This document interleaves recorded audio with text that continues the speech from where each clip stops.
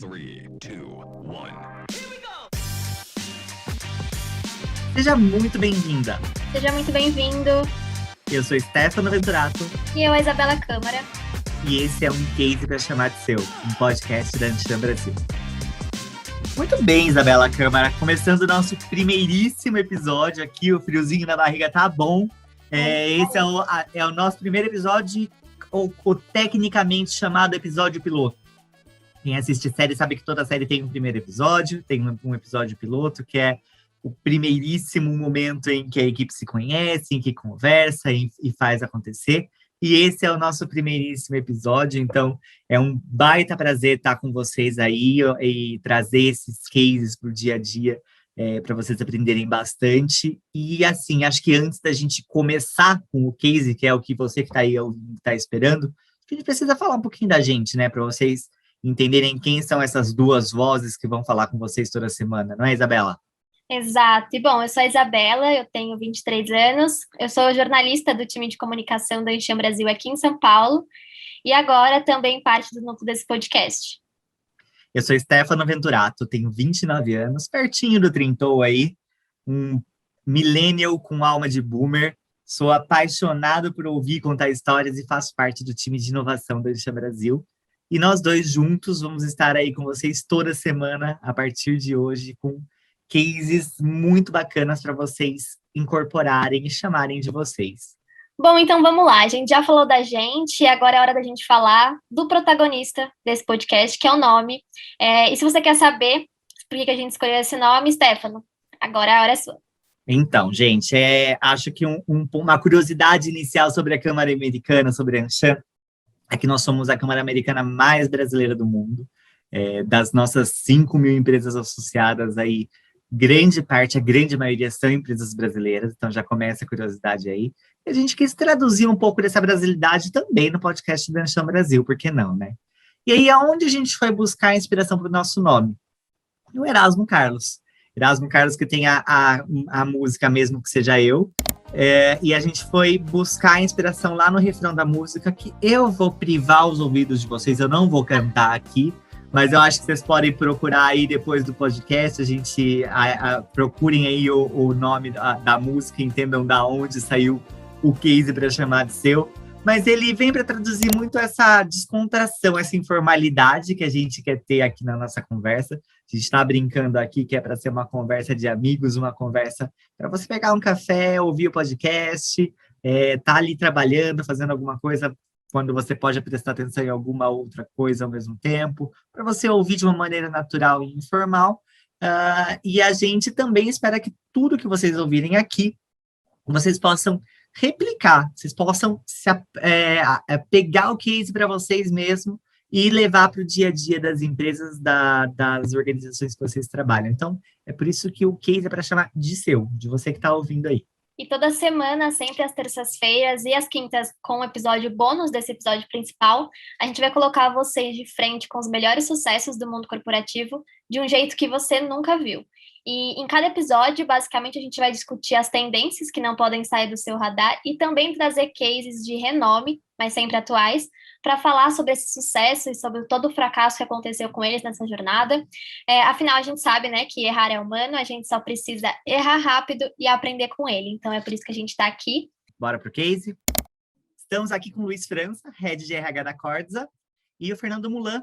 Acabou de me falar que fala Mulan como Mulan Rouge, que é o nosso grande especialista do dia, que também é professor da ESPM, DP na Sponsor B, e tem um currículo super legal aí. Aliás, coloquem os nomes dos dois aí no LinkedIn, conectem, vale muito a pena para que vocês já comecem aí o nosso podcast se conectando com esses grandes nomes que a gente vai trazer. E aí, Isa, o que a gente vai falar sobre dessa estreia do Um Case para chamar de seu? Então, no case de hoje, a gente vai falar sobre a recuperação da Cordza, que é um verdadeiro atestado do poder que o clima organizacional reflete na eficiência de uma indústria, né? Foi realmente uma reviravolta que aconteceu na Cordza nos últimos anos, literalmente do lixo ao luxo, né, Luiz? Bem-vindo. Isso, o Luiz é o nosso fazedor de milagre. Luiz? Vai contar para a gente aí qual foi o milagre que ele fez lá na Corsa. Vai todo mundo se surpreender, né? Eu já vou dar o spoiler, adoro dar o spoiler. Nós vamos falar que gente é gente de verdade, e quando a gente percebe isso, a gente consegue ir para lugares incríveis. Tanto gente na minha frase agora, só para deixar claro que o spoiler vai ser falando um pouco como trazer as pessoas para dentro dos negócios de uma maneira muito espontânea, né? É isso, não. Então, mas não desliguem, não achem que só porque ele deu esse spoiler já acabou o podcast. Tem muita coisa boa para vocês ouvirem aí, já não troquem de podcast ainda não. Mas o que eu ia explicar um pouquinho, que eu acho que vale a pena com vocês, é um pouco do papel do nosso especialista, que é o papel que o Fernando vai fazer hoje. O que o especialista veio fazer aqui hoje? O especialista está aqui para representar você que está ouvindo a gente aí. Você que vai ouvir o Luiz falando. O Luiz tem um super case, tem uma história assim maravilhosa para contar para a gente. Só que a gente sabe que o negócio não é tão bonito assim, né? Que o negócio não é lindo desse jeito. Então, acho que o grande papel do Luiz é representar você, do Fernando, é representar você que está aí ouvindo o podcast e que quer fazer aquela pergunta para puxar, para apertar o convidado, para falar, não, mas calma aí, Luiz, esse negócio não é tão bonito assim desse jeito, então agora vamos sentar aqui e vamos falar de verdade. E aí, Luiz, que possibilidade que eu já quero dar para você agora? O Fernando está aqui hoje para colocar um monte de casca de banana no meio do seu caminho, para te apertar, perguntar de resultado, perguntar desse monte de coisa difícil. E eu quero te dar a oportunidade de se vingar, já antes dele começar. Por quê? O que aconteceu? A gente conversou antes com o Fernando, explicou tudo para ele, explicou como chama nosso podcast, explicou que a inspiração foi na música do Erasmo Carlos, mesmo que seja eu. E aí o Fernando olhou bem para minha cara e falou assim, eu não conheço, canta a música. E aí eu tive que cantar a música para ele. O que eu acho que seria justo que o Fernando cantasse a música para a gente agora? Você não acha, Luiz? Que seria bom? Total. Aí, Fernando. Ficou para você pagando esse mico pra gente aí. Apesar que só me relembrar o refrão que eu vou em frente. Olha, mas ele vai me fazer cantar de novo a música. Claro, aqui estamos todo mundo junto ouvindo o podcast. Luiz, você não imagina o que a audiência tá mandando aqui de pergunta. Eu vou ter trabalho para filtrar de uma maneira bacana para não te prejudicar, viu? Não, ó, eu vou poupar quem está ouvindo, já me ouvir cantar de cara. Quem sabe daqui uns 50 episódios a gente já não faz uma versão musical, mas eu vou poupar. Como todo mundo está ouvindo provavelmente no Spotify, coloca aí, mesmo que seja eu do Erasmo Carlos, vocês vão conseguir saber de onde saiu essa pérola do nosso cancioneiro popular aí, da nossa MPB. Essa pesquisa quando acabar o nosso podcast. Isso, exatamente. Ouve até o final, depois pesquisa. E aí, falando em MPB, a gente, nessa estreia, quer contar para vocês que grande parte, aliás, todos os quadros do nosso podcast, eles são inspirados em pérolas aí da nossa música popular brasileira. Afinal, a ANCHAM é uma câmara americana, mas é a mais brasileira de todas as câmaras americanas. Esse é um dos nossos grandes diferenciais, e até um ponto para a gente deixar claro que, apesar de sermos a Câmara Americana, mais de 80% das nossas empresas são brasileiras, então já está aí uma primeira pérola para vocês do nosso podcast. E aí, estando inspirados na MPB, esses quadros são muito inspirados na MPB, e como o nome do nosso podcast foi inspirado numa música de Erasmo Carlos, a gente fala em Erasmo, a gente pensa automaticamente em quem, Isabela Câmara? Não tem como, né, gente? A gente pensa no rei, no Roberto Carlos. Ele foi um dos grandes nomes, né, da Jovem Guarda, então tem tudo a ver com o nosso podcast. Não que eu tenha vivido essa época, não que eu lembre muito dessa época, mas não tem como, os dois atravessam aí qualquer geração. E, Luiz, como diz, né, o rei, alguns detalhes nunca vão sumir. Eu queria saber se você podia contar pra gente alguns detalhes que de pequenos, assim, vamos falar que não tem nada, para a gente poder te conhecer. Primeiro Luiz, depois Fernando. É isso, a gente quer saber os detalhes tão pequenos de vocês. Começando com o Luiz. Conta pra gente. Os detalhes tão pequenos de mim. Primeiro, dizer para todo mundo, maravilha estar encontrando com todas e com todos. É fantástico poder estar aqui com vocês. Que vibração é essa, né? Coisa maravilhosa, estou aqui cheio de energias e parece que isso também vai tornando muito espontâneo o que a gente tem para falar. Acho que a coisa mais interessante para falar sobre mim, eu sou o Luiz, que um dia foi o Luizinho, que nasceu na grande, estupenda, magnífica, majestosa, voluptuosa cidade de Utinga, Olha, interior da Bahia, Utinga. na região da Chapada Diamantina, cidade bem pequenininha, mas que é tudo isso que eu falei mesmo, porque é uma cidade geradora de pessoas incríveis para o mundo. Já trabalhei em outras empresas, em outros lugares, já vivi em outros estados, em outros lugares, e tive a oportunidade de trabalhar em atividades desde embalador, né? Então, quando a gente fala de conhecer o dia a dia de uma operação, eu já estive lá naquele lugar onde hoje eu penso que deve ser um lugar que deve ter brilho, deve ter significado para as pessoas, e fui fazendo a minha trajetória até que um dia eu me encontrei com essa história do RH, e porque as pessoas olham para a gente e sempre acham, né? O cara hoje é o head das Américas na Córdica, acha que já nasceu assim, mas não é. Então, também tem uma trajetória aí de muitas conquistas, de muito aprendizado, de muitos momentos difíceis também que eu pude superar, mas de muitas alegrias que eu pude celebrar, e celebro muito hoje ao lado de muitas pessoas lá na Córdica que são responsáveis por uma grande transformação ao meu lado. Eu não estou aqui sozinho, não. Ninguém constrói nada sozinho. Então, esse é o Luiz, aquele que trabalha com todos. Coisa boa, Luiz. Fernando, seus detalhes tão pequenos. Conta pra gente. Vou começar ele colocou a música. Ó. A musiquinha tá aqui, ó. Para quem quiser ouvir, vou poupar vocês de cantar, tá bom? Ó, né? Já que é podcast, tem que ser nas ondas sonoras aí do seu Spotify, do seu streaming, não é isso? Mas vamos falar sério e parar com a brincadeira aqui. Muito prazer, é uma grande honra estar nesse formato, agora com vocês. Tema de pandemia, tá todo mundo aí um pouco cansado, desafiado a se transformar, né, a se reinventar, e eu acredito que esse espaço surja para trazer provocações positivas para as nossas carreiras. E o Luiz é um grande case, um exemplo fantástico. Eu acho que ele vai ter muito para compartilhar conosco. Eu vou tentar, de alguma maneira, tirar elementos adicionais, né, ao longo desse papo, junto com a Isabela, junto com o Stefano. Mas eu sou o Fernando Mulan. Eu, na verdade, hoje sou business partner de uma consultoria boutique de performance e negócio, principalmente transformação digital e customer experience, que se chama SponsorB. A gente tem 17 anos de atuação, grandes empresas aí são nossos clientes há muito tempo. E, além disso, sou professor de disciplinas ligadas ao mundo da transformação digital. Então, gestão de canais digitais, omnicanalidade, gestão ágil, implementação de temas de jornada do cliente, integração disso com a transformação de cultura, né?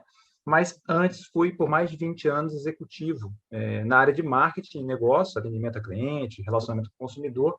Passei por diferentes organizações, uma carreira um pouco complementar à do Luiz, no sentido de tipo de empresa, né? Passei pelo segmento financeiro, varejo e principalmente telecom, sendo que minha última jornada foi na Telefônica Vivo, empresa na qual, por 6 anos e meio, eu tive a oportunidade de ajudar a liderar o maior programa de transformação digital do Brasil. E estou super animado. Isso tem tudo a ver com transformação de cultura, tem tudo a ver com a gente ser mais gente, como o Luiz fez no spoiler dele, para começar. E estou mais que curioso para tentar também, junto com vocês, estão na nossa audiência, entender um pouquinho melhor esse case espetacular da Córdica. Quem não conheceu ainda, pesquise. Ele vai falar, mas é uma empresa que está sendo super reconhecida, um grande processo de turnaround corporativo baseado nas pessoas, né? Que todo mundo fala que é o principal elemento, é o que faz a diferença, é o que faz acontecer, mas gente que está fazendo de verdade como o Luiz, está muito raro. Então, vamos entender um pouquinho melhor com ele a receita do bolo, né? E é isso, já falei demais. Não, e eu quero já começar dando uma provocada aqui, vai, porque já que esse é isso que quem está ouvindo quer, então vamos lá, vamos provocar. E eu já quero perguntar de cara, o digital, da transformação digital, e o RH, a área responsável por gente, sentam juntos no recreio, lancham ou só se toleram na escola e no recreio não se conversam? Gente, eu tenho uma coisa interessante para falar para vocês, porque dentro da Córdica eu fiquei responsável pelas áreas de tecnologia e RH durante uma boa quantidade de anos. Quando eu falo uma boa quantidade de anos, estou falando assim, coisa de 8 anos, 9 anos. E tem tudo a ver. Olha só que interessante, tem tudo a ver, porque a minha formação vem da área de humanas, psicologia, depois fazer administração com ênfase em gestão de pessoas, fui querer entender o ser humano, mas um dia eu olhei para o lado e vi que tinha um negócio chamado tecnologia, que a gente sempre acha que não tem nada a ver com o ser humano, mas que muda comportamentos de uma maneira veloz. Então, ouvindo o Fernando falar das metodologias ágeis, de toda a transformação que o digital pode nos trazer, só quero trazer uma coisa para vocês, para a gente fazer uma boa reflexão. Digital vem de onde? Vem dos dígitos, ok? Daquela identidade de cada um de nós, que é tocar a alma do outro através mesmo de uma telinha, através mesmo de qualquer elemento digital, qualquer tipo de conectividade. Então, o digital não está só como tecnologia, é a forma como eu conecto com o outro, com o mundo, a forma como eu levo energia, levo percepções, levo emoções. Através do digital, eu posso tudo. Nós mantivemos um bom tempo alguns paradigmas na nossa cabeça, entendendo que essas coisas não funcionavam. Quando as pessoas estavam na tecnologia, eles não estavam se relacionando. E hoje, olha nós aqui, com a voz, tá certo? Com podcast, a gente consegue levar uma série de mensagens para várias pessoas e imagine, a gente está conectando com eles, olha as reflexões, os pensamentos, tudo aquilo que você pode fazer com outro ser, mesmo estando à distância. As ondas vão chegando onde a gente quer e tudo parte desses dígitos, dessa identidade de cada um de nós. Então, não importa o meio, o que importa é a essência que a gente leva, tá certo? Então, é isso, Fernando. Agora, eu posso fazer uma pergunta, então, para o Luiz? Ô, Luiz, uma questão que sempre surge com o tema de digitalização, e eu concordo demais com o que você falou. Assim, na verdade, gente, a sociedade transformou. O cliente transformou, nós todos nos transformamos. Se a gente profissionalmente não virar digital, alguma coisa está errada, porque todo o trabalho que é feito em qualquer organização vai poder prestar serviço na sociedade, né? Mas, normalmente, se associa demais digitalização com corte de emprego, com automação, com trocar pessoas que são mais idosas, pessoas mais jovens, por trazer nativo millennial, nativo digital. Como é que você vê tudo isso, Luiz? Como é que a gente desmistifica isso para o pessoal entender que digitalização é algo que permeia todas as gerações, que permeia todos os processos de trabalho? Como é que você vê isso, cara? Não é a ferramenta, é a essência, é a intenção. Então, o digital, para que você usa ele? Como é que você serve o mundo através dele?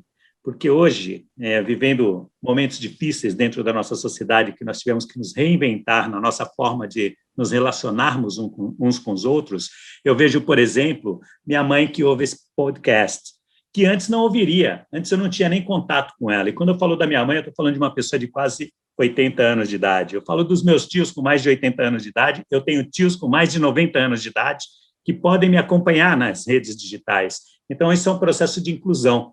De um momento para o outro, nós mostramos que todas as pessoas poderiam participar, o que define a intenção que a gente tem, porque você tem duas formas de utilizar a tecnologia em nosso favor. Uma delas é, sim, para você gerar cortes, e quando você só quer olhar para custos, você pode fazer isso, mas esse tipo de organização, eu costumo dizer que ela tem os dias contados dentro da sociedade, porque as organizações não estão aqui só para poder dar produtividade e rentabilidade. Se você não tiver um modelo que sirva à sociedade, um dia também você pode ser cancelado como organização. Então, eu estava acompanhando os dados da Forbes, até numa pesquisa da Century, eu fui pesquisar, e a pesquisa dizia o seguinte, que isso foi há 3 anos atrás, a pesquisa dizia que de 2000 até 2018, 50% das empresas da Fortune, eu estou falando das 250 empresas entre as 500 maiores do mundo, eu não estou falando de empresas pequenas, não estou falando de empresas como a Cordsa, estou falando de empresas com mais de 100 mil empregados, desapareceram. E não foi por causa do advento da tecnologia, porque, inclusive, empresas de tecnologia desapareceram, como BlackBerry, AOL, entre outras. Eu posso trazer uma série de nomes aqui para vocês, ou seja, a tecnologia em si, você precisa saber como é que você vai servir a humanidade, porque hoje a razão social, a razão de existir das empresas mudou. Então, nós estamos aqui para entregar empresas que realmente estejam conectadas com o ecossistema e que a sociedade queira sustentá-las dentro desse arcabouço do ecossistema, né? Então, eu olho para esses elementos também. Então, adoro o digital quando o digital vem para tirar do humano aquilo que é desumano, para deixar que o humano seja humano de verdade, né? Porque a gente tem muitas coisas que a gente vivia fazendo que eram trabalhos que, peraí, daqui a 100 anos, alguém ainda vai falar dos trabalhos que a gente ainda está servindo às pessoas hoje, vai falar que isso é desumano. Como é que a gente permitia isso? Como hoje a gente fala de trabalhos de 200 anos atrás, que, inclusive, tinham outros modelos de contrato de trabalho, tá certo? Eu não estou querendo aqui fazer nenhuma retrospectiva histórica da escravidão e tudo mais, mas, inclusive, os nossos modelos de hoje, todos os dias eu penso como jogar fora, porque ainda acredito que ainda não serve à sociedade, porque para seguir na marcha da evolução, a gente precisa ser bem melhor. Então, acho que o digital vai trazer isso para a gente, essa boa reflexão de tirar tudo aquilo que é desumano de nós para que possa ser feito de uma outra maneira e que a gente possa se ocupar de atividades muito humanas, dessa relação, desse contato com o cliente, desse processo criativo, desse processo da inovação, desse processo do afeto, que nenhum equipamento hoje ainda pode dar isso. A gente pode ser muito mais veloz em termos de transformação nesse aspecto e a sociedade pode ser melhor também. Com certeza, é isso. Já que você deu spoiler no começo da nossa conversa, já vou dar um spoiler aqui também. Esse é um tema que, numa das próximas edições do nosso podcast, vai rolar com certeza. Toda essa questão de transformação digital, do humano ser mais humano, eu gosto muito dessa frase, e a gente até traz muito essa reflexão também, porque as mudanças estão acontecendo o tempo todo, não é de hoje, não é de ontem, não é de amanhã, acontecem desde sempre. Mas esse case aí com certeza vai rolar nos nossos próximos episódios. Mas hoje é dia de case da Corda, é dia do case do turnaround, então vamos ao que interessa, ao que você que está aí ouvindo veio aqui para fazer, quer ouvir o case que você vai se apropriar, o case que você vai chamar de seu daqui para frente. Vamos falar do case da Corda. As mais odiadas para as mais amadas do Brasil, literalmente, como eu disse, do lixo ao luxo. A Cortes, ela estava em 2010, né, Luiz, com resultados negativos há 5 anos, se eu não me engano, e com um índice de satisfação bem baixo, né? Eu lembro aqui que eram 59 pessoas felizes para 310 que queriam meter o pé, assim, queriam dar o fora. Mas hoje, né, vocês com uma estratégia centrada tanto no propósito quanto nas pessoas, né? Vocês conseguiram reverter o jogo e até se tornar o que hoje, né? A gente viu que nos últimos 2 anos vocês ganharam o prêmio de melhor empresa para se trabalhar. E eu imagino, né, que com toda essa transformação, isso não deve ter sido fácil, né, Stefano? É isso. E aí, até qual que é a nossa intenção aqui, Luiz? E aí, Fernando já vai preparando as cascas de banana aí para o meio do caminho. Isa também, vamos fazendo nossas perguntas aqui, mas o que a gente quer? Um case não é nada mais do que uma história, certo, Luiz? Então, a gente quer que você conte uma história aqui para quem tá ouvindo a gente hoje. E toda história tem que ter um contexto, tem que ter um começo. Então, eu quero, já me desculpa a redundância, mas começa pelo começo.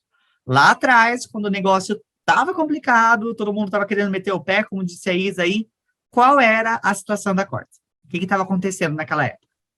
De fato, sabe quando você tem até problema de consciência sobre o seu papel e você começa a achar que o mundo é culpado, né? Porque em 2010, 2011, nós tínhamos problemas de todas as formas. Nós tínhamos problemas com o Ministério Público, que queria explicações, na época tinha o Ministério do Trabalho, que queria explicações.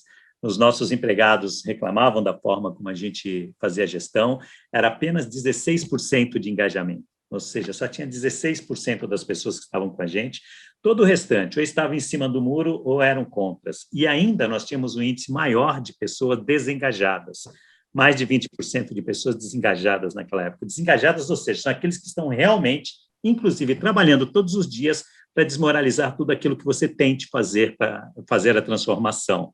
Olha só que interessante. Então, tinha problemas com greves, problemas com o sindicato, todo mundo fazia interferência, e tem um detalhe muito importante: o dinheiro não aparecia. Eu ia te falar isso exatamente agora, já caindo, obviamente, está rolando greve, a produtividade devia estar péssima, mas é óbvio que o resultado também não estava bom. Quando a fome bate na porta, o amor salta pela janela, né? Já se dizia isso, né? É isso. E é verdade. E qual era a grande pergunta que nós tínhamos naquela época? E os investidores são estrangeiros, e a pergunta era: e aí, para ou continua?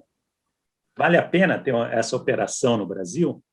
E nós falamos para os investidores: sim, vale a pena ter essa operação no Brasil, mas vocês só têm 16% de engajamento, vocês estão com milhões de resultado negativo acumulado durante 5 anos, então, imagina, e não tem nenhuma perspectiva de resolver isso. Inclusive, naquele ano de 2011, nós tivemos o passivo à descoberta, ou seja, nem os bancos queriam atender a gente, né?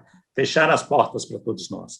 Como é que você faz uma transformação? Quando você está lá no buraco mesmo, então você precisa pensar o que dá para fazer de diferente. Então, nós nos reunimos como líderes, fizemos uma boa reflexão, os principais líderes da empresa, o que está errado, e se a gente tivesse que mudar uma coisa aqui, o que a gente poderia mudar? Porque nós não tínhamos nem dinheiro para fazer investimento, comprar maquinário, mudar os nossos processos, contratar boas consultorias, não tinha dinheiro para nada. Como é que você faz? O que você faz quando você não tem nada? Então, vamos dar atenção e respeito para as pessoas. Nós decidimos que nós iríamos olhar para as pessoas como a nossa melhor fonte. Era aquilo que tinha, as pessoas estavam ali, os recursos estavam todos em torno daquelas pessoas, eram as nossas pessoas que nós poderíamos contar e já tínhamos 16% com a gente. Esse era o pensamento. É o copo meio cheio, né, Luiz? É partir de um resultado bom. Aí, deixa eu fazer uma pergunta técnica sobre a pergunta. Esse resultado de pesquisa, ele tinha algum corte? Ele era mais dos funcionários da linha de produção? Ou ele era, assim, em geral? A liderança estava incluída? O índice era geral, esse era um índice geral, e certamente na produção ainda era um pouquinho pior. Pior ainda. Um pouquinho pior, mas não dava tanta diferença entre a administração e a produção, porque como modelo de negócios, a gente estava naquele modelo predador, de querer reduzir custos, de querer achar alternativas para dar resultado, a gente focava no processo, a gente focava exatamente naqueles 3 pilares, sabe, do finanças, cliente e o dinheiro do caixa. Quem mandava ali era o banco naquela época, né? E as pessoas nunca eram consideradas. Nós não tínhamos nada a fazer. O que nós começamos a fazer foi mudar o modelo de liderança para que os líderes pudessem desenvolver as nossas pessoas e tratá-las com respeito. Definimos 5 pilares para poder fazer a gestão e a transformação da organização. Dissemos para os líderes claramente que aquele seria o nosso modelo e nada poderia mudar o nosso direcionamento, porque a gente tinha um compromisso de fazer a grande virada e acreditávamos que as pessoas iriam fazer. E esse é um outro ponto que a gente também tem que entender, porque a gente precisa trabalhar as crenças. Quem acredita no que você acredita? Porque nessa hora não dá para você ficar apostando em quem não acredita. Foi ali que eu descobri que não basta você definir sua grade de valores. Você precisa também ter a intenção correta dentro do mundo, porque só a grade de valores só vai te ajudar a tomar decisão. Mas se você estiver no caminho errado, você vai continuar tomando decisões no caminho errado com essa mesma grade de valores. Então, as nossas crenças organizacionais, a nossa intenção organizacional é muito importante. E aí nós resolvemos ressignificar tudo, a gente estava entendendo o que a gente entregava para o mundo como produto e como serviços, que eram reforços para a borracha, né? Naquela época era apenas para a borracha, e isso ressignificou o nosso negócio, já que reforçamos borracha, então a gente pode reforçar pessoas para reforçar produtos para borracha. E depois nós começamos a produzir reforços para a construção, reforços para a indústria de compósitos, hoje nós estamos nas carcaças dos aviões, estamos em vários outros lugares, porque nós podemos reforçar muitas coisas a partir de reforçar pessoas. E foi a grande sacada, ou seja, nós reforçamos vidas para produzir os melhores produtos e serviços para o mundo. Esses produtos e serviços para o mundo podem mudar, mas a nossa intenção com as vidas, isso não pode mudar. Essa não muda, né? Acho que uma pergunta que é muito, muito importante que a gente faz aí, já olhando para esse comecinho de case, né? A situação era uma, e assim, essa liderança estava adaptada a um tipo de tratativa com esse pessoal. E aí até acho que eu tô lendo aqui a intenção da Isabela, que eu acho que é isso que ela ia te cutucar aí. É sobre a liderança, né, Isa? Isso, exatamente. Como essa liderança reagiu? Essa liderança que você tinha, ela topou de cara o desafio, entrou na jogada e foi em frente, ou teve resistência aí? Galera, preciso deixar muito claro para vocês que existe muito egoísmo e muito orgulho na cabeça dos principais gestores de uma organização, de quem está conduzindo e quem se diz líder de uma organização. Então, as pessoas se achavam os melhores do mundo, da forma como eles conduziam. Era um modelo diretivo, um modelo coercitivo, um modelo em que tirava das pessoas o entusiasmo todos os dias, um modelo mais voltado ao processo, é o resultado. Aquela história do, vamos olhar o bottom line, né? Olhar a linha de baixo, deu resultado ou não deu? Se não deu resultado, o negócio não serve. aquela linguagem era o que nós tínhamos. Então, me lembro de ter ido para um workshop com 2 consultores que estavam falando sobre liderança e as pessoas questionavam o que falavam sobre liderança, de tão excelentes líderes que eram. Mas, no final do workshop, eu mostrei o resultado da pesquisa. E eu falei para eles, e foi bem assim, vocês são uns... Vocês são nada. Porque quem produz um resultado como esse de 16%, vocês estão no mundo da ilusão. E uma organização com esse resultado significa que as pessoas entram aqui, perdendo a energia e o entusiasmo, e eles odeiam trabalhar com vocês. Como é que alguém que odeia trabalhar com você vai te entregar alguma coisa que preste? Como é que você lidou com isso, Luiz? Como é que foi na prática? Com transparência, falando com as pessoas, tal, e foi aquele choque, sabe? Aquele negócio do todo mundo no evento, um local externo, aquela coisa toda, tal, almoço do bom, guaraná do bom, aquelas coisas todas, e tome essa informação. E aí, todo mundo ficou quieto. Eu falei, se alguém aí... Foi aquela história do Cristo, né? Quem nunca pecou, que joga... A primeira pedra aí, né? Entendeu? É porque são os pontos da lei natural. Sim. Cara, Luiz, eu queria fazer olha uma o que você pergunta está produzindo. Assim, é raro esse tipo de posicionamento corporativo. Confesso que em alguns momentos da minha carreira tomei atitudes parecidas, nem sempre o resultado foi bom, né? Talvez a forma que tenha sido conduzido, ou os protagonistas desse cenário que não estavam prontos para ouvir isso, né? E você, cara, assim, que tipo de propósito ou de força motivadora interna te levou a tomar esse tipo de coragem? Porque eu imagino que quando você assumiu esse desafio, que você deveria ter sido brifado de alguma coisa. Mas quando você encontrou a realidade, falou, meu Deus, não é isso, né? É pior. Sempre é. Todos nós que temos cadeira executiva, sempre que brifam, faz aquele processo seletivo maravilhoso, falam, ó, você tem um desafio, o desafio, na verdade, é um problemão. Chegando lá, você vê o que está acontecendo de verdade. Esse problemão, você nunca tem o recurso que precisa, nunca tem o prazo que pede, e no fim se vira que já está aqui dentro, né? Então, como é que você fez para não... Assim, de onde você tirou essa energia de protagonismo e como é que você fez para se autoalimentar desse espírito para chocar a todos de igual maneira, levar os outros a mudar, né? No primeiro momento seria mais fácil você falar assim, valeu, gente, estou indo embora, não era aqui. Conta um pouquinho essa questão pessoal de liderança, que eu acho que isso é muito importante para entender melhor o case. Né?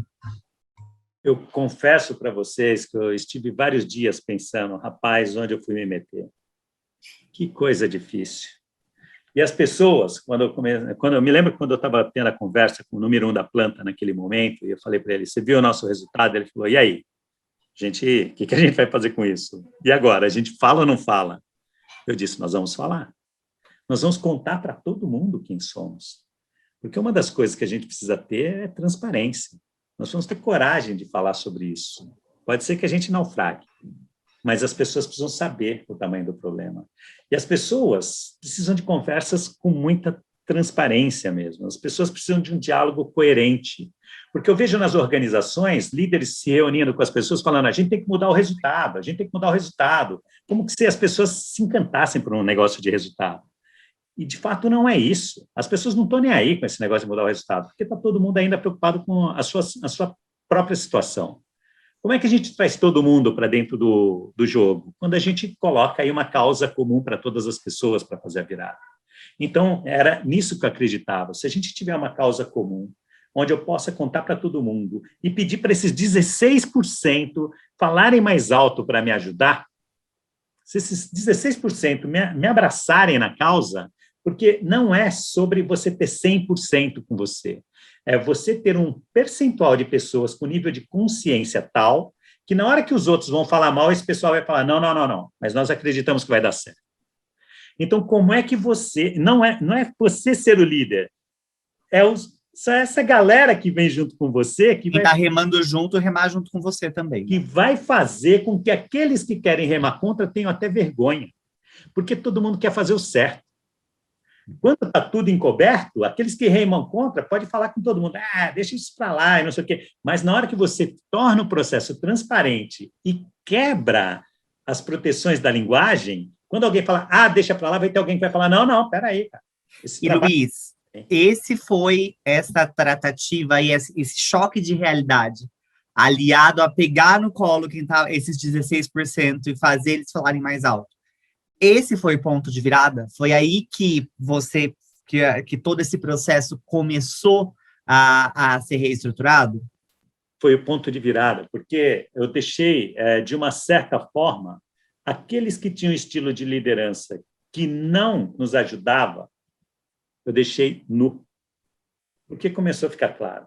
E uma das coisas que a gente começou a discutir desde o princípio é que liderança não é a forma que você põe as pessoas para fazerem as coisas.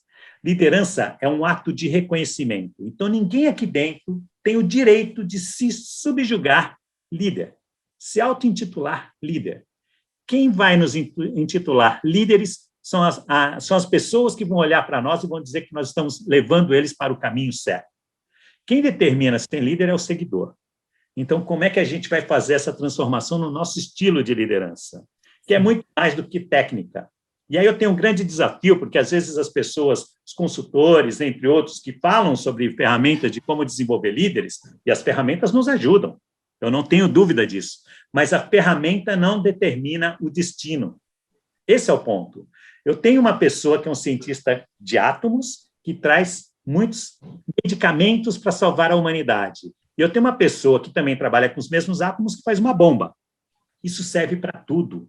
Desde uma avaliação de desempenho. Você entende? Eu faço um modelo de avaliação de desempenho. Se a sua intenção é destruir o cara, você vai destruir o cara com a avaliação de desempenho. Mas se a sua intenção é de desenvolver alguém, eu posso te dar um pedaço de papel na sua mão. Esse pedaço de papel ele é mágico. Então, como é que a gente inspira nessa magia? Quando você não tem recurso, meu amigo, é dali para morrer de fome. Então, como é que a gente começa a jornada de colocar brilho em cada detalhe do que a gente faz? Foi ali que eu descobri que as pessoas falavam, os empregados diziam para mim, eu perguntei para eles, por que vocês dizem que a gente só tem isso de engajamento? Aqui nessa empresa, os líderes nem dão bom dia. Aí, nos líderes, eles falavam, eu dou bom dia. Mas na hora que você começa a prestar atenção que bom dia é esse, é aquele bom dia protocolar. Bom dia, bom dia, bom dia, bom dia. Desculpa, isso não é Em bom verdade, sem a intenção bom mesmo. dia, deu bom dia para Fernando, Fernando não sentiu o bom dia. O bom dia ele precisa ser sentido, é um desejo. Como é que eu ajudo as pessoas a abrirem a mente? Então, foi todo um processo de revelação, ação de tirar o véu. Achávamos que estavam certos, de repente, falou, todo mundo perdeu a inocência, entendeu? Fernando, trazendo um pouco aí puxando para a conversa aí da tecnologia, da transformação digital. Resistência de liderança é um problema também nessa transformação de cultura, né? Olha, Stefano, eu acho que sim, e não sei se a Isa quer acrescentar algum elemento, que eu posso comentar de uma forma só, e eu queria comentar o que você acabou de provocar aqui e depois fazer uma pergunta para o Luiz, que está aqui latente, que a audiência, como eu brinquei no início, trouxe para cá, que está, você falou um pouquinho de storytelling, né? Como é que a gente conta essa história para as pessoas poderem engajar, então eu vou fazer uma pergunta relacionada com isso. Mas diga lá, Isabela, você primeiro. Não, é que assim, Luiz, eu queria saber com você que a gente estava conversando antes, né? E uma coisa que você falou que me chamou muito a atenção e que, de certa forma, combina com o que você está falando agora, é que você falou que na Cortsa vocês não querem dar trabalho para ninguém, mas sim dar dignidade. E aí eu queria saber se na prática é assim que vocês estão tentando dar dignidade para as pessoas que trabalham com você, e o que, assim, na prática mesmo, de forma...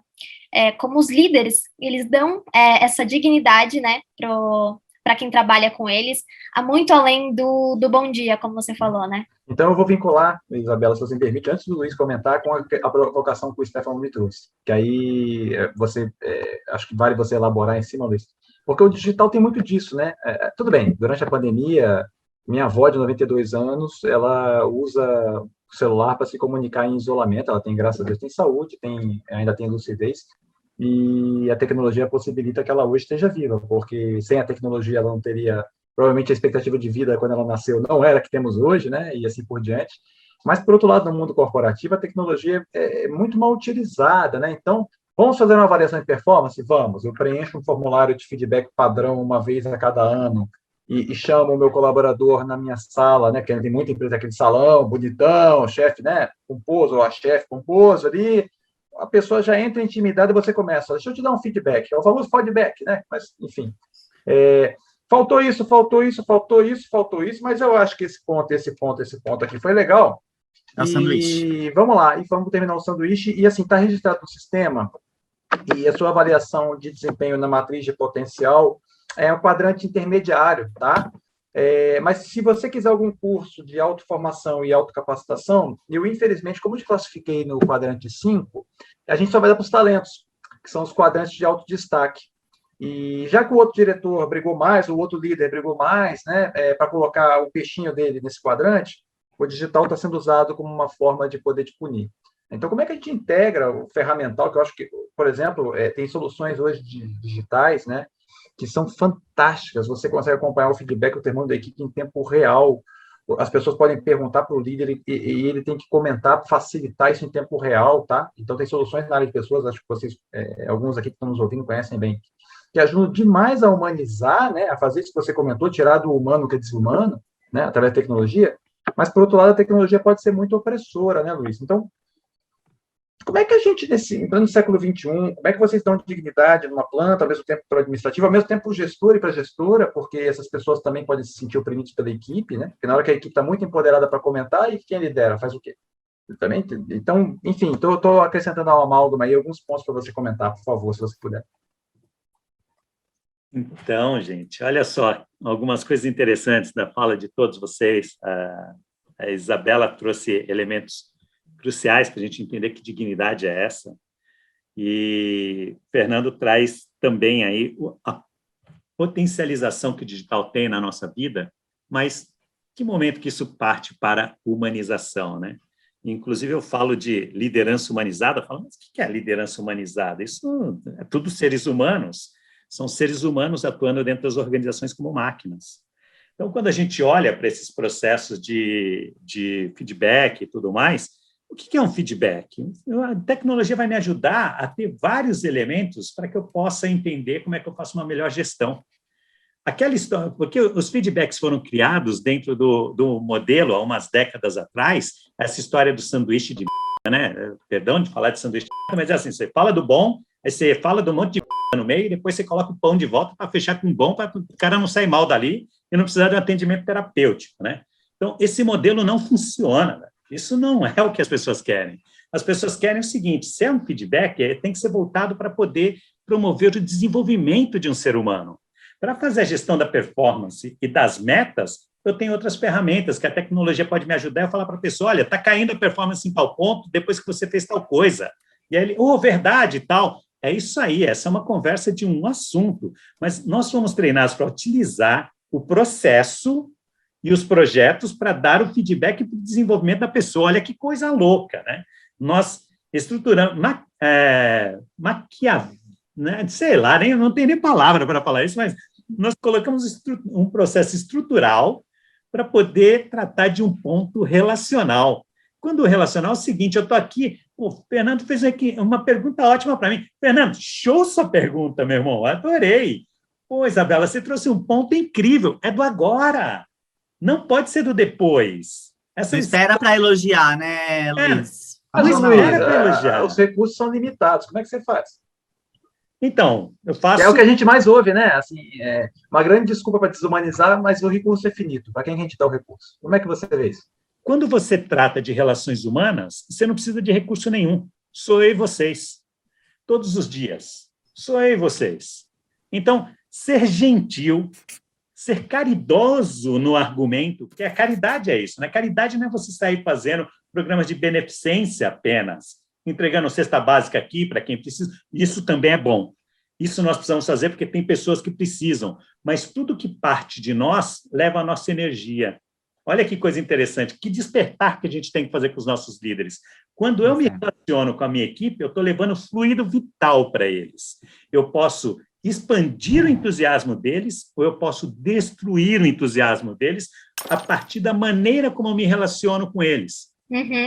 Então, era justamente disso que eu ia comentar, como você falou até de gentileza, de caridade, a gente fez uma pesquisa para entender quais eram os principais desafios e ações das lideranças no futuro, e a gente viu que a imensa maioria dos executivos, assim, eles têm uma preocupação muito alta, de alta a média, com a saúde mental e com a depressão dos colaboradores. E aí, nessa mesma pesquisa, contrapondo um pouco, a gente viu que só 17% desses gestores disseram que os líderes estão totalmente aptos para lidar com esses problemas. Enquanto isso, na outra ponta, 62% estavam parcialmente aptos e 20% não estavam aptos, o que é um número alto, né, principalmente considerando o período que a gente está agora. E a minha pergunta é assim, na Cortes, eu imagino pelos resultados que a liderança está apta agora, mas o que ela realmente tem, que a quem está ouvindo a gente pode correr atrás de ter, né, pode fazer ações práticas mesmo, que vocês estão apostando para estreitar esse laço, estreitar esse elo mesmo na pandemia? Eu não quero jogar fora nada do que foi bom para a nossa história no modelo de gestão.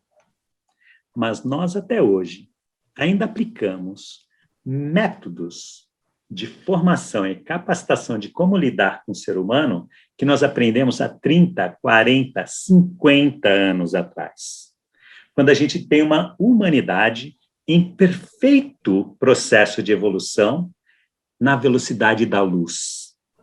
A tecnologia trouxe novas perspectivas para nós e nós ainda estamos tentando tapar os buracos com os métodos do passado. Então, sim, eu também penso nas ferramentas que podem me ajudar a potencializar.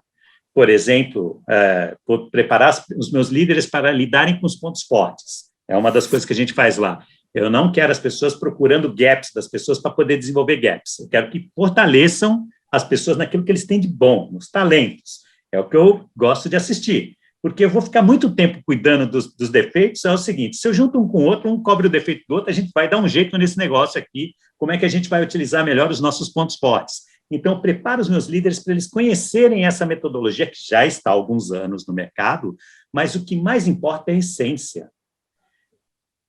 O que eu espero fazer com esses indivíduos que estão na minha frente, como líder, para que eles sejam seres humanos melhores.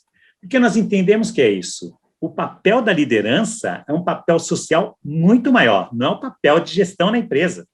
O papel da liderança tem a responsabilidade de todos os dias devolver para casa pessoas melhores para a nossa sociedade. Parece poético o que eu estou falando para vocês, mas quando alguém sente que ele está sendo desenvolvido por um outro alguém, ele sente prazer. Se vocês todos nós aqui, qualquer um que esteja nos ouvindo, eu desafio, se uma pessoa cuidou do meu desenvolvimento, eu tenho um carinho, um apreço maior por aquela pessoa. E, inclusive, se aquela pessoa precisar de mim para qualquer coisa, eu estou ali de prontidão para ajudar aquela pessoa, mesmo que seja dentro de um ambiente corporativo. Então, você tem pessoas que são contratadas para entregar de acordo com o seu salário, mas você tem ambientes que promovem a felicidade. A pessoa se torna feliz porque ele nota que ali ele é inspirado, ele se desenvolve, a organização tem cuidados com ele é reconhecido, as pessoas têm gratidão por aquilo que ele entrega todos os dias, inclusive ele leva um pouco mais dele, que é nobre, para o mundo lá fora. E aqueles líderes que estão lá dentro têm um compromisso, fazer o desenvolvimento dele de maneira que no dia seguinte ele sonhe em voltar. Olha só que coisa interessante. Eu acredito em organizações que um dia as pessoas vão para lá para serem curadas, vai cuidar dos nossos problemas mentais. Eu acredito que isso é possível, porque quando eu me relaciono com você, eu levo a minha energia para você. Se a minha energia é boa, certamente você vai colher o que há de melhor. Por que eu gosto? Eu já fui criticado no passado por causa do meu sorriso, gente. Já tive uma chefe uma vez que falou para mim assim, você ri demais, isso pode soar falso para as pessoas. Vá! Okay? Desculpa. Com perdão do francês, né, Luiz? Com perdão do francês, vá! Porque é o seguinte, é você querer bloquear as minhas características, os meus talentos, aquilo que eu tenho de melhor, a minha maneira de viver, tá certo?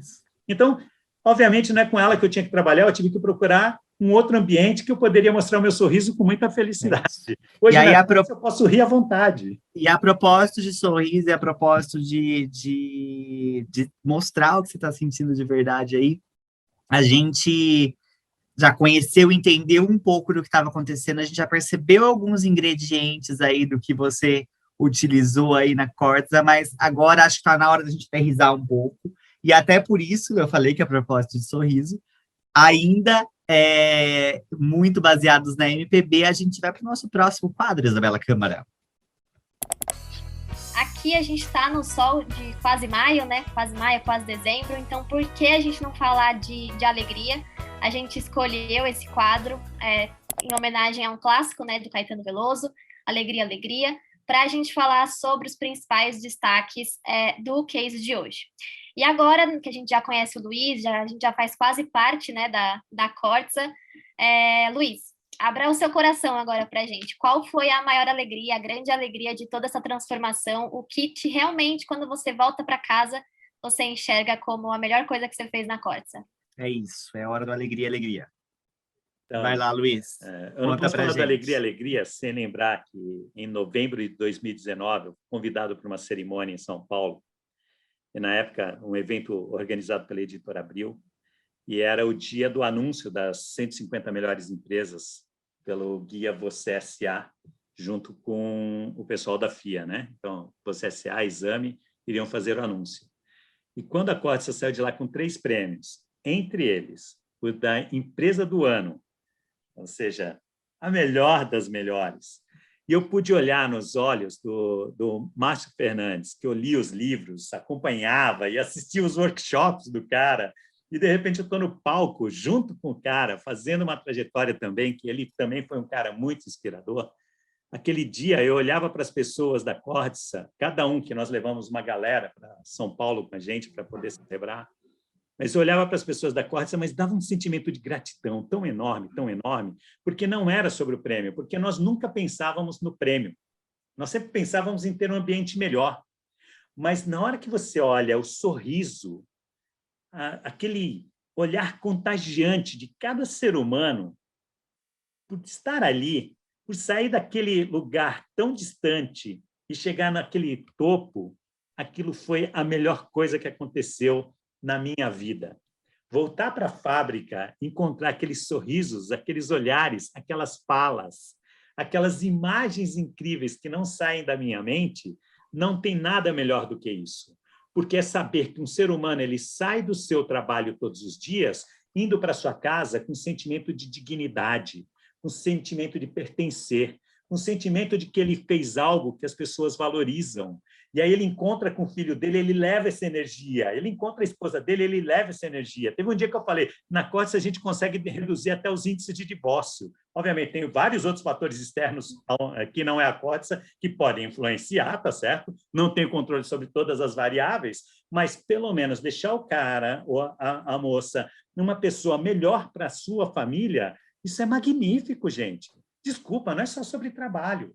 Aí, quando eu entendi que não era só sobre trabalho, era sobre o que o trabalho pode proporcionar nas nossas vidas, nossa Senhora. Ô, Luiz, então você estabeleceu uma política de recursos humanos que proíbe o relacionamento entre colaboradores dentro da organização. Isso aí ajudou a melhorar o índice de divórcio também? Ao contrário. É o lugar onde mais tem relacionamentos, mas não tem a má intenção, né? Então, eu ia te fazer uma pergunta que é a seguinte, cara. Eu acho que o quadro Alegria Alegria tem uma característica muito bacana, que também é propósito desse podcast, né, que a Chan está fazendo em caráter pioneiro, e teu testemunhal é valiosíssimo. Eu acho que você tem o potencial para quem está ouvindo agora de levar essa alegria do que você sentiu como líder. E eu te confesso que nas oportunidades que tive de fazer o mesmo, talvez em uma escala diferente, cara, é uma sensação que parece que todo aquele sacrifício que o líder ou a líder vivenciou durante anos, vai tudo assim, né? Você fala, valeu, né? Consegui, foi ótimo. Isso tem um retorno que é melhor para a gente, até do que para quem a gente ajuda, né? Mas quais são as dicas que você consegue colocar para quem está nos ouvindo, concretas, para multiplicar isso em outras organizações? Porque eu entendo que você teve um cenário, de certa maneira, devido à sua coragem, sua competência, a sua pessoa, como você está colocando aqui tão transparentemente, né? Mas teve um cenário que a empresa estava perdida, a matriz falou assim, vamos fechar esse negócio. Né? Uma coisa do case que não foi comentada, mas eu vou colocar aqui, tinha vários gerentes turcos, então a matriz falou assim, vamos mandar um monte de gerente da Turquia porque os brasileiros não sabem trabalhar. Botou 15 gerentes turcos ali na camada intermediária, o turco não falava português, o brasileiro falava turco. Pô, uma das primeiras decisões foi assim, já que vai fechar mesmo, manda embora o turco de volta, vamos parar de pagar expatriado aqui no Brasil, né? Ou qualquer coisa do gênero, vamos parar de ter esse custo e resolver um pouquinho mais a questão cultural. Eu tenho certeza que vocês fizeram isso, né? Pelo que eu li, eu interpretei. E aí eu queria saber, numa condição diferente, o que eu concretamente poderia fazer? Sei lá, num ambiente que eu estou cercado de pessoas que não necessariamente têm o mesmo propósito, ou numa multinacional, que eventualmente, muitas daqui que pertencem à Anshan são multinacionais, né? Não somente americanas, mas é uma multinacional que tem um quadro de stakeholders super complexo de gerenciar e que o alcance da nossa liderança tem algumas limitações, né? Que tipo de dica você daria para que essa alegria possa se perpetuar e se multiplicar e fazer com que o mundo corporativo tenha uma essência melhor, de fato, como eu acho que vai acontecer? Eu acho que a era da informação está trazendo isso para o mundo do trabalho, porque, de outra forma, as pessoas todas vão trabalhar independentes, né? Vão prestar serviço para as organizações e quem sobrar vai ser massacrado cada vez mais para entregar com menos recursos. Como é que você vê isso, cara? Eu sugiro às pessoas, né, principalmente os líderes, a fazerem algumas reflexões. A primeira delas é a intenção do seu negócio. Quando a Corsa nasceu, nós nascemos para gerar empregos e dar lucro. Hoje, a sociedade pede algo mais. A razão social, nossa razão de existir, modificou bastante. Então, qual a nossa intenção? Então, saber para que nós existimos enquanto empresa, isso é fortalecedor. Então, eu convido os principais gestores das organizações a fazer essa pergunta. Para que nós existimos e como inspiramos as pessoas dentro da nossa organização? Esse é o primeiro fator, que é o ponto da intenção.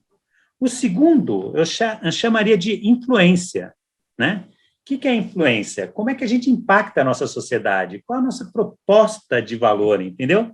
Como é que nós influenciamos as vidas das pessoas que se conectam com a gente? O que acontece com esses seres humanos depois desse contato conosco? Porque a gente fica pensando em projetos sociais, uma série de coisas, e às vezes você não cuida de dentro de casa. É a mesma coisa que eu sair fazendo palestras magníficas ao redor do mundo, e aqueles que respiram, o ar que eu respiro dentro do meu lar, não são bem tratados. A gente precisa fazer essa ressignificação como pessoas, certo? Porque isso é muito importante.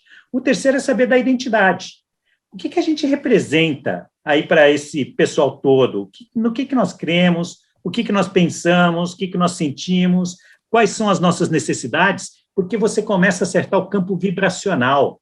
É como a sintonia, nós estamos falando de podcast, se alguém está ouvindo a gente, é porque ele está sintonizado com a gente. Vocês concordam comigo? Então, uma organização também tem que atrair aqueles que se sintonizam com ele. Nós falamos aqui de várias canções. Então, são canções que nós nos sintonizamos com ela. Porque senão a gente estava sintonizado com outro tipo de canção, cantando alguma outra coisa, com outro tipo pejorativo, sei lá, qualquer outra coisa. Então, você precisa saber que energia você vibra dentro da sua organização e como é que você vai atrair pessoas com o mesmo campo energético. Porque não é só sobre fazer perguntas sobre com que você trabalhou e como você trabalhou. A minha pergunta hoje é diferente, é qual a sua essência? Como é que você faz a sua essência ser parte do seu trabalho? Perguntas tão profundas que eu sou responsável por operações nos Estados Unidos, eu não posso fazer da mesma maneira que eu faço aqui no Brasil. Eu preciso adaptar para lá, porque lá são perguntas que eu não poderia estar fazendo. Mas aqui eu posso, então vamos entender que ser humano é esse que está se apresentando para mim, porque vai fazer parte, ele vai trocar células e vibrações com o meu pessoal todos os dias. Então, preciso, não é mais sobre a experiência que você tem. Olha que coisa interessante, foi aprender isso com a Anshan. A Anshan me ensinou como desenvolver pessoas e a Anshan me ensinou como contratar pessoas, vários talentos. Eu olhava para aquela galera talentosa e falava, cara, como eles conseguem? Aí eu entendi, tem um campo vibracional, eles atraem pessoas com características XYZ, e está tudo bem. Mas e os outros que não estão vindo? Os outros estão indo para as outras empresas. Na minha empresa é colaboração, em outra empresa é competitividade. Não tem problema ser competitividade. Aqueles que querem para competitividade vão para lá. O meu nicho é um nicho bem menor, é um nicho de 3%, 5% da população do mundo, mas tudo bem, eu vou encontrá-los. Mas é melhor eu ter as pessoas certas, ter coerência com relação a esse equilíbrio. Aí, por fim, eu vou ter a minha imagem, que é o que a gente expressa, o que o nosso público expressa, como é que a gente é para essa sociedade. A gente vai formando a imagem. Se os líderes fizessem esses 4 Is aí, 4 Is, eu vou repetir para vocês aqui, é o da intenção, o da influência, da identidade e da imagem. Qual a sua intenção como organização? Como é que você influencia o mundo? Qual a sua identidade? Não é você como líder, é a sua organização como um todo. Porque, às vezes, a gente tem que dar uma chacoalhada. Alguns líderes não continuaram com a gente. Eles notaram que aquilo não fazia mais parte do negócio deles, porque o negócio deles era faca no dente, aquelas coisas, sabe, cortar cabeça. Você fica imaginando alguém que fala, a gente vai ter que cortar algumas cabeças. Eu fico imaginando na empresa que as pesças cortam cabeças, mas tem gente... Uma metáfora, no mínimo, desconfortável, até né, no Luiz? YouTube já estão bloqueando, já não pode mais, né? Tá certo? Então, Luiz, pode concluir. Mas é sobre isso, sabe? Como é que a gente para, assenta Todos os anos, eu não tenho que rever o meu planejamento estratégico. Olha só que coisa interessante. Todos os anos eu não tenho que rever o meu planejamento estratégico. Antes de olhar para o meu planejamento estratégico, eu tenho que saber qual a intenção da minha organização, se eu ainda estou alinhado com as necessidades que a sociedade tem. Porque as organizações, aquelas 250 que desapareceram do mundo, não desapareceram por falta de planejamento estratégico, por falta de um vice-presidente de RH, por falta de um CEO. As estruturas magníficas. Eles perderam a essência de cooperação com a sociedade. A razão de existir mudou e eles se perderam. Se apaixonaram mais por eles do que para o papel que eles têm dentro do ecossistema. É maluco o que eu estou falando, mas isso dá dinheiro horrores. Se você quer ganhar dinheiro, trate bem as pessoas. Eles Agora, não Luiz, gastam seu dinheiro à toa. desculpa a gente interromper sem querer. É uma espécie de golden circle aí da gestão de pessoas, né? Da liderança, né? É um pouco o seu propósito, né? Quer dizer, quando tem os 4 Is que você colocou, intenção, influência, identidade e imagem, de uma forma ou de outra você cria um ciclo virtuoso e vai fazer com que as vibrações sonoras e até anímicas, né? De uma forma ou de outra da organização estejam mais alinhadas, né? E aí eu tenho uma pergunta, assim, que eu estou te ouvindo e eu acredito muito nisso também, mas eu tenho uma pergunta que acho que boa parte da audiência pode estar pensando. Quando você toca o diapasão, tenta afinar a orquestra, como é que você faz para resolver os instrumentos que não estão muito em linha com essa nova frequência? Você elimina logo ou você vai dando muita oportunidade? De uma forma ou de outra, essa sinfonia pode não ficar muito boa. Como é que você vê isso na parte de recursos humanos? De uma maneira mais prática? Quer dizer, se eu sou um líder, estou ouvindo, quero transformar a cultura, eu vou trazer os melhores músicos, eu vou transformar os meus músicos em ótimos músicos, eu vou tirar os músicos que não querem performar. Como é que você vê isso aí? Nenhuma orquestra começa tocando de maneira espetacular no primeiro momento. Então, você precisa acreditar que todo mundo está ali para progredir, para evoluir. O que a gente precisa saber é o que nós vamos servir. Qual é a canção no final?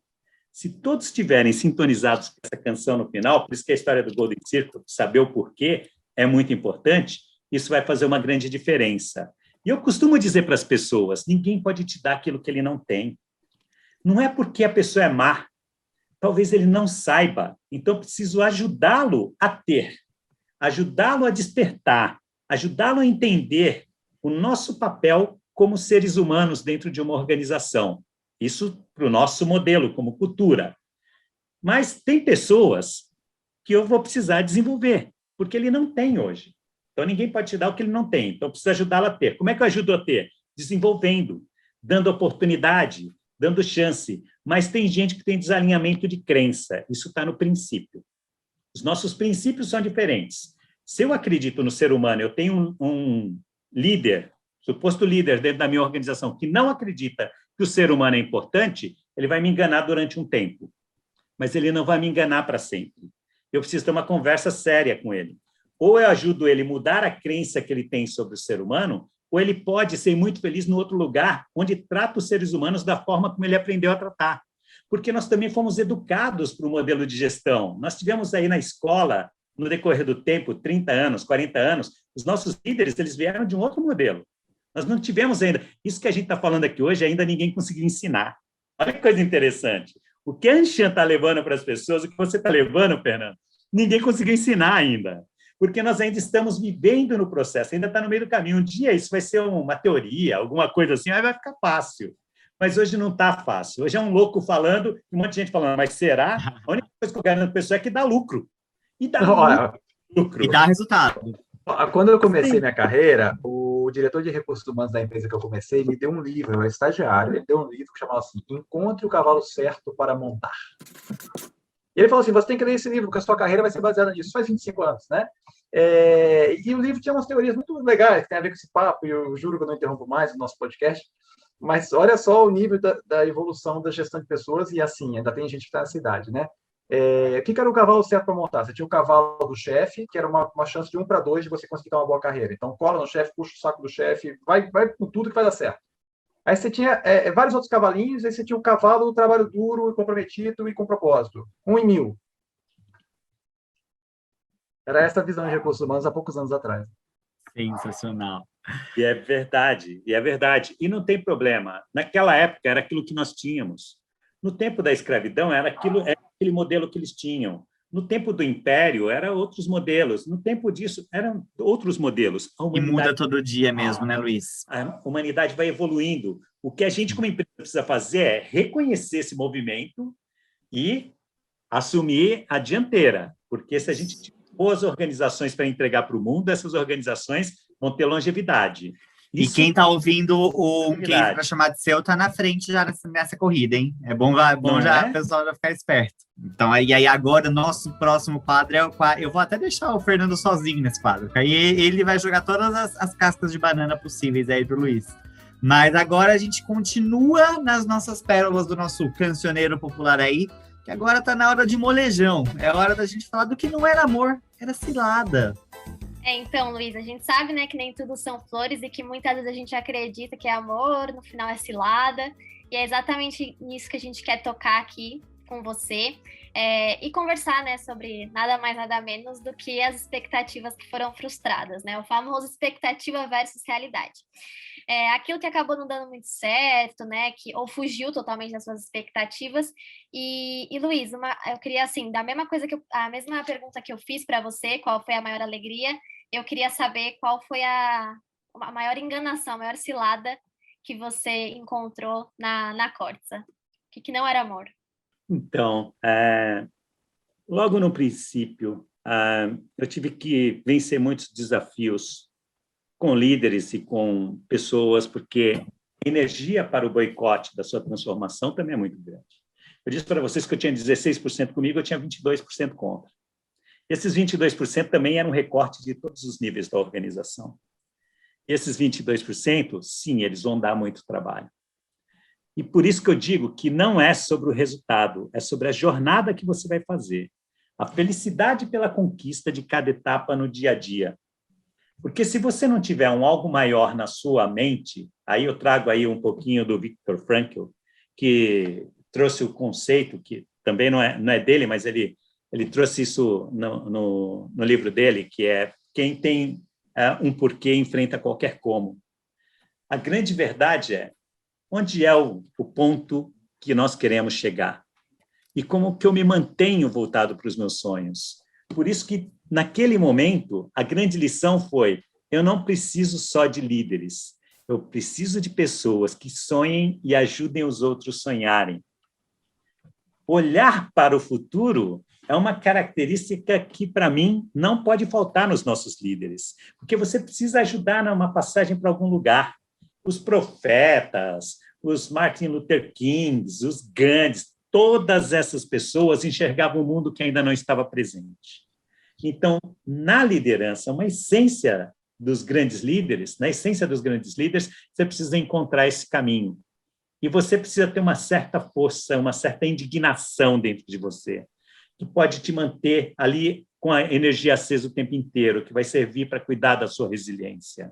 Porque eu tive, sim, muitas pedras no meio do caminho, muitas tentativas de boicote, e no começo você fala da diversidade, aí você começa a colocar as mulheres nas posições de comando, aí primeira falha que uma mulher tem, já aparece algum louco falando: tá vendo que eu disse para vocês que isso daí é só fachada, não vai a lugar nenhum? Tá vendo isso? Tá vendo aquilo? E aí você fala: não, eu não vou desistir. Eu não posso desistir, porque se fosse um homem também teria errado. Não aqui ou talvez ali. Então, como é que a gente vai fazendo a transformação, reconhecendo a diversidade, reconhecendo as mudanças que você quer fazer na organização, e você não pode desistir. Sabe aquela coisa de você dedicar a vida? Porque no meio do caminho vai ter um monte de flechadas, sim. Tem gente que fala para mim: mas meu líder, coisa e tal. Então, você sabe o que eu aprendi? Que não é sobre o meu líder, não é sobre a minha matriz, não é sobre a organização como um todo, é sobre o meu espaço. O que eu estou fazendo no meu espaço? Quando eu comecei a ter sucesso foi quando eu entendi que não era sobre esse externo, que não estava no meu controle, porque ele, sim, iria me atrapalhar. Agora, se o meu espaço fosse tão fortalecido, até esse externo iria abrir as portas para mim. E foi o que aconteceu depois com algum tempo, tá certo? Porque todo mundo espera que o chefe facilite, que o cliente facilite, que o fornecedor facilite, que o acionista facilite. Não vão facilitar a mudança. Não vão. É sobre o que você pode fazer, onde está o seu alcance, o seu ponto de controle. Ô, Luiz, o meu calendário diário hoje tem uma frase aqui, motivacional, né? Tem muito a ver com isso, que é: você é sempre o protagonista da sua vida. Mas já que nós estamos falando, né, de cilada, enfim, não era amor, era cilada, qual que é o teu conselho para o caso do colega que, de repente, não tem uma função de liderança ainda, ou acha que a liderança é só ganhar mais salário e trabalhar menos, né? O pessoal se ilude demais. Eu já fiz várias vezes essa pegadinha do malandro com uma rapaziada que vinha conversar comigo e falou assim, eu quero ser gerente. Beleza. O que você acha que é ser um gerente? Primeira coisa, você não ganha hora extra, não tem banco de horas, né? Primeira coisa. Segunda, você tem que estar disponível 24/7 mesmo, porque vai ter alguém que vai estar igual o passarinho do ninho com a mãe quando chega com a minhoca. Comida, comida, comida. Quando você é gerente ou diretor, você tem que orientar. E a pessoa que está embaixo, muitas vezes, espera que você oriente, né? E aí eu sou uma pessoa que está nessa condição, ainda progredindo na carreira, estou aqui ouvindo o podcast da Anshan, que é uma excelente fonte de conhecimento, como você colocou. Quero ser o protagonista da minha vida e a casa caiu, era cilada. Me prometeram uma maravilha no emprego novo que eu entrei e eu descobri na primeira semana que não era bem isso. E aí? Qual que é a tua recomendação concreta? Então, tem um filósofo baiano chamado Saja, já faleceu, que Saja dizia o seguinte, má sorte, boa sorte, só o tempo dirá. Porque é o seguinte, a sua derrota de hoje é só sua derrota de hoje porque seu olhar é muito curto. Mas se você reconhecer como um grande aprendizado, bater na poeira e seguir em frente, você vai notar que aquilo te preparou para alguma coisa lá na frente. Todos nós tivemos histórias incríveis, que nós passamos por perrengues nas nossas jornadas profissionais. Quando a gente olha para trás hoje, a gente tem gratidão a tudo isso, porque se eu não tivesse passado pelas dificuldades que eu passei, alguém falando que eu não poderia dar um sorriso, líderes que tiveram posturas que naquela época ainda não eram chamadas de assédio, entre outras coisas, eu não seria quem eu sou hoje. Então, eu tenho gratidão pela minha história. Então, a gente precisa ter gratidão por todo o nosso passado. E o que está ocorrendo hoje, um dia será passado. Tudo passa. Então, a pergunta que eu faço quando as coisas estão bem difíceis é, cara, o que eu tenho para aprender hoje que eu ainda não entendi? Porque a vida é uma sequência de provas, todos os dias. É diferente da escola, que na escola você tem os períodos de provas.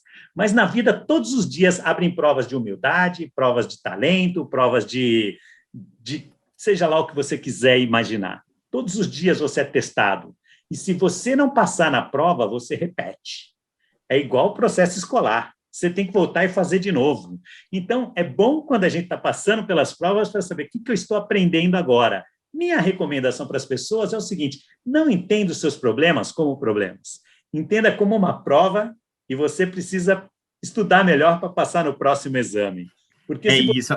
Até a cilada é prova aí, né, Luiz? É isso aí.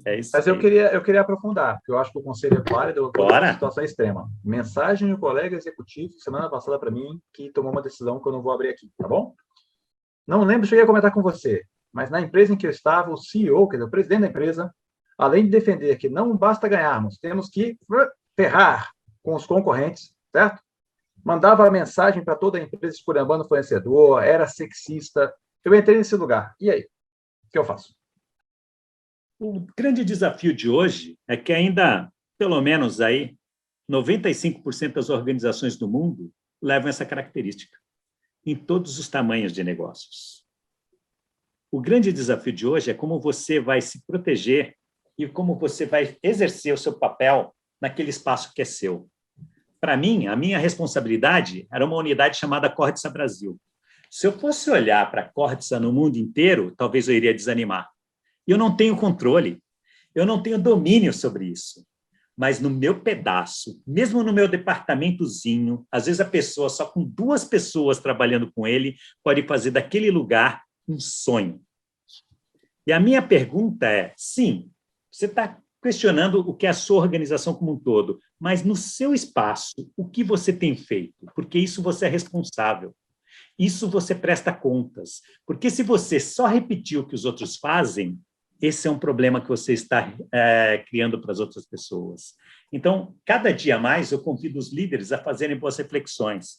Os líderes precisam saber o quê? Eles precisam saber que todos os dias eles vão para as organizações e eles podem ajudar as pessoas a sonharem.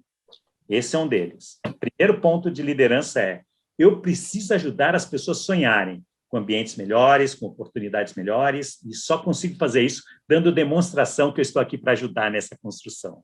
O segundo ponto do líder é ele saber que todos os dias ele sai de casa e ele vai propagar emoções. As pessoas serão influenciadas pelas emoções que eu vivo, por tudo aquilo que eu entrego para cada um deles. O terceiro é, esses seres humanos, eles têm que ser maiores do que eu. Como é que eu gero autoconfiança por onde eu passo? O meu processo de feedback não pode ser para destruir alguém. O meu processo de feedback tem que ser para construir um alguém melhor. Então, se eu não tenho nada para fazer hoje, se eu não posso fazer nada de bom dentro da sociedade, deixa eu deixar um ser humano na minha frente um pouquinho melhor. Quando isso começa a acontecer, o quarto papel de um líder é fortalecer as pessoas, os pontos fortes. Como é que eu trabalho um negócio que eu chamo de complementaridade? O que é complementaridade? É pegar tudo de bom que tem no ambiente e juntar. Se eu tiver a magia de fazer essa receita, imagina a culinária. Não tem como dar errado quando eu junto os elementos corretos para fazer o produto melhor ali, daquela boa relação, daquela química entre os seres humanos. E aí eu tenho que ter consciência que todos os dias eu posso desenvolver pessoas. Meu CEO pode ser um... Desculpa a palavra bom francês. Meus pares podem ser uns... Mas a minha organização, eu vou fazer de tudo. A minha organização pode desistir de mim, mas eu não posso desistir das minhas pessoas. Porque se eu desistir hoje, amanhã eu vou para outra empresa com o mesmo 95% que tem. E o meu papel é influenciar como um processo de evangelização para que as organizações sejam ambientes melhores para o ser humano. Um dia nós escravizamos, um dia nós matamos pessoas. Nós fomos uma sociedade que os crimes em Salvador, a gente enforcava, tem a Rua da Forca em Salvador, para você ter uma ideia. Da mesma maneira, a gente levávamos mulheres à fogueira, já fizemos uma série de barbaridades na humanidade. Um dia, a gente nem pena perpétua vamos ter mais. Pelo nosso processo de evolução, dá para pensar nisso? Se a gente olhar para trás e ver tudo aquilo que a gente já abandonou, a gente consegue olhar para frente e pensar tudo aquilo que a gente ainda poderá abandonar. E no modelo de gestão de negócios, isso também faz parte. As empresas estão aí para poder fortalecer a sociedade. Eu acredito nisso. As empresas e instituições, vamos falar assim, porque senão o povo da educação vai ter um monte de não curtir para o nosso... Tá todo mundo aí. Setor, né? É isso. Sensacional, gente. Gente, quero muito agradecer pelas dicas de vocês. Acho que a gente começou em altíssimo nível. Vai ser difícil manter esse alto nível aí nos próximos episódios. Quando a gente já começa em alto nível, o desafio é a gente conseguir manter, né, Isa? Acho que esse é o nosso grande desafio. E eu espero que a turma que ouviu por aqui consiga se apropriar aí do case do Luiz, consiga pegar nessas dicas do Fernando, com toda a experiência que ele tem também nessas viradas culturais que são tão importantes mesmo. E assim, agradecer muito por vocês estarem com a gente. E aí, um último insight que a gente quer perguntar aí para o Luiz. Luiz. Imagino que muita gente que está ouvindo isso já está querendo mandar saber para onde manda o currículo, o que precisa ter. Então, gente, de fato, o currículo ele serve como ponte de contato. Isso sim. E aí vai trazer algumas coisas da sua experiência, entre outros fatores, e nós vamos utilizar lá os nossos caminhos de inteligência artificial para ver o que está mais próximo do que a gente tem para fazer. Mas o que é mais importante para todos nós é o ser humano que vem junto com o currículo. Tanto que o nosso processo de recrutamento chega numa fase que a gente leva para experiências em creches, a gente conecta com o trabalho social, porque tem que ser uma experiência. Eu me lembro do Fernando falando da experiência do colaborador, e realmente é isso, tem que ser uma experiência também para o candidato, tem que ser um presente, as pessoas precisam pensar que eles podem deixar o mundo um pouquinho melhor. Então, se você quer deixar o mundo um pouquinho melhor, todos os dias, a Corsa é um bom lugar para a gente praticar isso, viu? Sensacional, gente. Muito Genial. obrigado pelo tempo de vocês aí. Acho que agora, falando até, tirando o crachá aí, tive muitos insights, muita coisa legal, fiz muita conexão com muita coisa do Viktor Frankl aqui, pelo que eu já estou lendo. Baita curiosidade aí, baita coincidência. Vocês dois indicarem o livro, eu já estava lendo, inclusive, antes da gente falar. E, enfim, muito, muito feliz pela oportunidade, pelo privilégio de ouvir vocês aqui hoje. Coincidência não, é sincronicidade. É isso, com certeza, gente. Verdade. Obrigado pela Obrigado oportunidade, demais, viu, gente? gente. E esse foi o primeiríssimo case para chamar de seu, Isabela Câmara.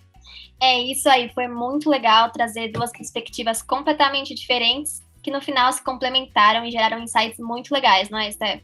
É isso, acho que uma coisa que vocês podem com certeza esperar aí nos próximos cases, para que vocês vão poder chamar de vocês, é exatamente essa mistura, é trazer pessoas de tribos diferentes, de áreas diferentes, de realidades diferentes, para trazer dicas práticas, para trazer reflexões que são legais para vocês levarem para o dia a dia, e aí essa foi a nossa proposta. A gente espera ter conseguido entregar isso. Eu aprendi muito, tive muitos insights aqui, tanto Luiz quanto Fernando são dois mestres aí, acho que nasceram para isso, já fui anotando 1000 coisas aqui, e a gente espera que vocês consigam aproveitar isso também. E a gente se encontra novamente por aqui na quinta-feira com o episódio bônus e na próxima terça-feira com o episódio principal.